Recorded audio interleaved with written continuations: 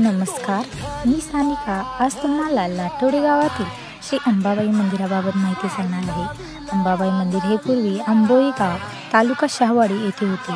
तेथील वस्तीचे पुनर्वसन झाले व ते लाटोडे गावात 1988 साली आले. ज्या वस्तीचे पुनर्वसन झाले त्या वसाहतीस चांदोली वसाहत असे म्हणतात. त्यातील 25 कुटुंब व गावातील व्यक्तींनी मिळून 2016 साली अंबाबाई मंदिर बांधण्यात आले. हे मंदिर बांधण्यात 30 लाख रुपये इतका खर्च आला. होळीच्या वेळी अंबाबाईची मानलेली बहीण हिला भेटायला नांदेड जिल्ह्यातील बिलोली तालुक्यात आरई गावी पालखी व काठी घेऊन भेटायला जातात. या मंदिरातील मूर्तींमध्ये अंबाबाई, सिद्धनाथ, काळम्मा, इटलाई देवीची मूर्ती आहे. नवरात्री म्हणजे दसऱ्यामध्ये या देवीची मोठी आराधना केली जाते. 9 दिवस पारायण केले जाते.